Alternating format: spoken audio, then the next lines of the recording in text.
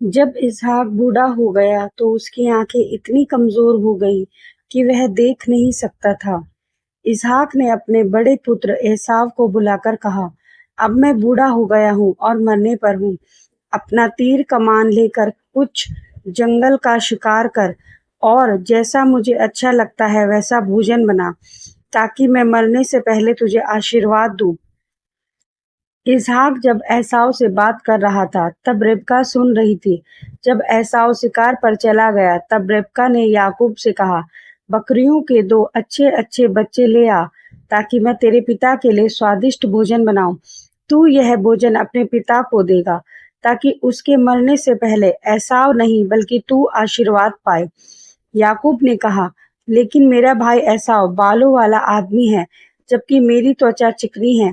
अगर मेरे पिता मुझे छू लें और उन्हें पता चल जाए कि मैं धोखा दे रहा हूँ, तो आशीर्वाद के बदले मेरे ऊपर शाप आ जाएगा। रिबका ने उत्तर दिया, जैसा मैं कहती हूँ वैसा ही करो। शाप यदि होगा तो वह मुझ पर आएगा। तब उसने याकूब के हाथों और गर्दन के चिकने भाग पर बकरियों की खाल बांध दी। याकूब रिबका द्वारा बनाए गए स्वादिष्ट भोजन के साथ अपने पिता इसहाक के पास गया।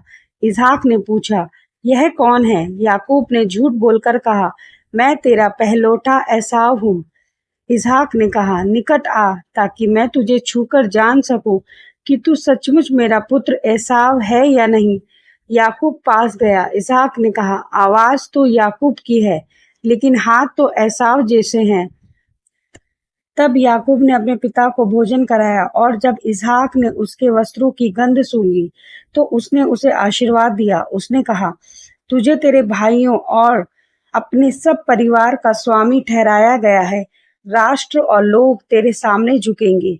जो तुझे शाप दे वे शापित होंगे और जो तुझे आशीर्वाद देंगे वे धन्य होंगे। याकूब अपने पिता के पास से निकल ही रहा था कि उसका भाई एसाव शिकार से आ गया और उसने भी भोजन तैयार किया। उसने कहा, पिताजी उठिए और खाइए, ताकि आप मुझे आशीर्वाद दें। इसहाक ने पूछा, तू कौन है?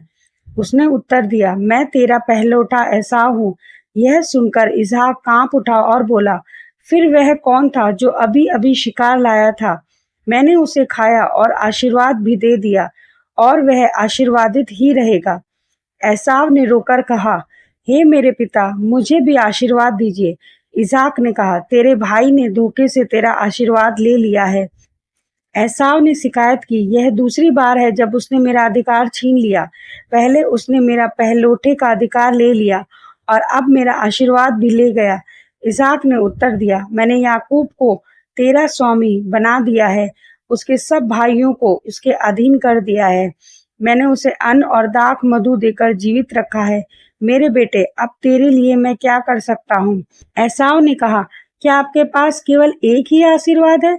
मेरे पिता, मुझे भी आशीर्वाद दीजिए। और वह जोर जोर से रोने लगा। तब इसहाक ने कहा, तू तलवार के बल पर जीवित रहेगा और अपने भाई का दास होगा, पर जब तू बेकाबू होगा तब उसका जुआ अपनी गर्दन से उतार फेंकेगा।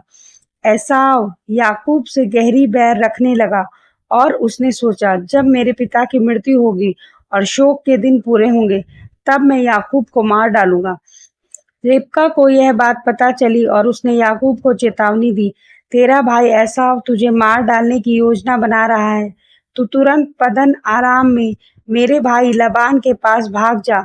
वहां तब तक रहना जब तक तेरे भाई का क्रोध शांत ना हो जाए।